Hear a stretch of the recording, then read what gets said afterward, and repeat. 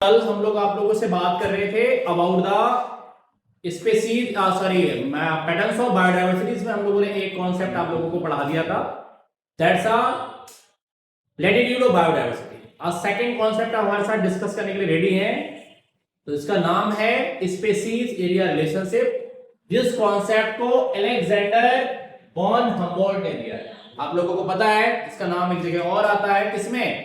Father of ecology. Okay, जबकि Indian ecology में किसका नाम आता है? रामदेव मिश्रा। तो इन्होंने क्या बताया, देखिए कि जब कहीं आप किसी एरिया में एंटर करते हैं, जैसे आप किसी सिटी में जाएं, आप सिटी की स्टार्टिंग से एंटर करेंगे, धीरे धीरे आगे बढ़ेंगे तो क्या हो, पॉपुलेशन इंक्रीज होगी। सेम बात अप्लाई होती है किसी भी एरिया पर। उन्होंने बताया कि अगर हम किसी वाइल्ड लाइफ, किसी वाइल्ड एरिया के अंदर, किसी फॉरेस्ट के अंदर जाते हैं तो क्या होता है, देखो species richness increase with increasing explored area within a region but only up to a limit. जब आप उस सेंटर वाले एरिया में पहुंच जाएंगे, अब उसके बाद स्पेसीज इंक्रीज नहीं करेगी, क्या हो जाती है, कांस्टेंट हो जाती है। बात समझ में आ रही है? देखो तो क्या होता है formula, s equal to c a की पावर z। अगर हम उसे log स्केल पे निकालें तो क्या होता है, log s equal to log c plus z log a। अभी बोर्ड में पिछले साल ही क्वेश्चन पूछा गया है, तो देखिएगा s जहां पर क्या होता है, स्पेसीज रिचनेस, a कौन है, एरिया, z कौन है, स्लोप ऑफ द लाइन, और बाई c कौन है, बाई का इंटरसेप्ट। अब स्पेसीज रिचनेस क्या होता है, किसी भी पर्टिकुलर एरिया के अंदर गुड अमाउंट या more amount of number of species ही क्या कहलाता है, स्पीशीज रिचनेस कहलाता है। जैसे हम लोग बात करें, बेसन Ghats have the greater number of amphibians as compare to Eastern Ghat. तो इसका मतलब क्या है, बेसन घाट्स के पास एम्फीबियंस की क्या है, स्पीशीज रिचनेस है। ध्यान देना बहुत इंपॉर्टेंट है। अगला कॉन्सेप्ट यहां पे देखो, एक क्वेश्चन बनता है कि जो हमारे पास स्लोप ऑफ द लाइन है, ठीक है, वो टू मच स्टीपर कब होता है, Z line too much steeper कब होती है। बहुत बार क्वेश्चन नीट में आपके एकेडमिक से पूछा गया। तो बेटा जब एरिया बढ़ेगा, तो एरिया बढ़ने के साथ ही क्या होता है, जब एरिया बढ़ेगा तो आपका एस जो इसकी लाइन जब आपकी लाइन है वो क्या हो जाएगी, स्टीपर हो जाएगी। जेड लाइन क्या हो जाएगी, टू मच स्टीपर, अगर कौन बढ़ेगा, एरिया बढ़ेगा तो। ठीक है, अगला कॉन्सेप्ट एक और आता है कि इंपोर्टेंस क्या है बायोडायवर्सिटी के। बेटा देखिएगा, तो स्टेबिलिटी देता है किसे, इकोसिस्टम को, हायर प्रोडक्टिविटी देता है, इकोसिस्टम हेल्थ को बना के रखता है, और बैलेंस इकोसिस्टम को मेंटेन करता है। बात समझ में आ गई?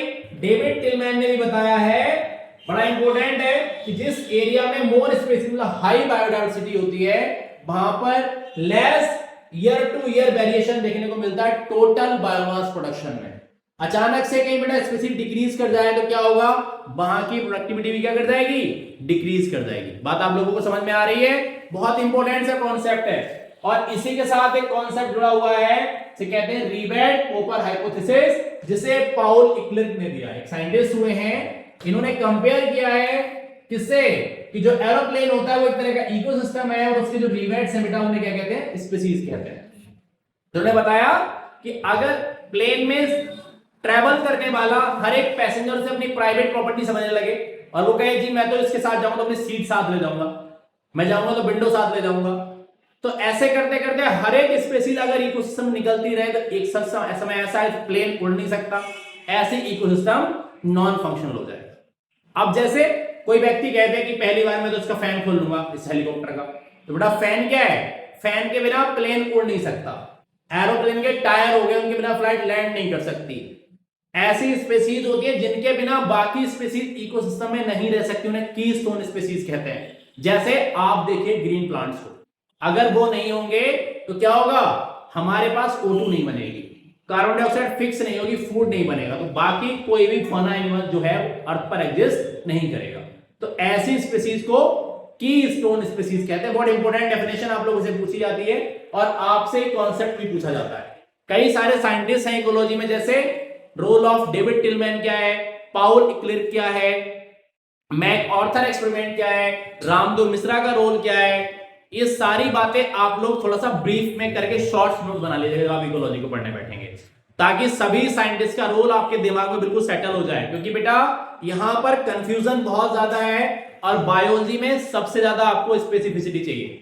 आप शॉर्ट नोट्स जरूर बनाइए, क्योंकि जब आप एग्जाम देने बैठेंगे तो सिवाय शॉर्ट्स नोट के और कुछ भी काम में नहीं आने वाला है। एग्जाम बिल्कुल पास खड़े हैं, आप अच्छे से मेहनत कीजिए, लगे रहिए हमारे साथ लगातार। हम लोग आप लोगों नए नए टॉपिक लेकर, नए कॉन्सेप्ट को लेकर आपके साथ हैं।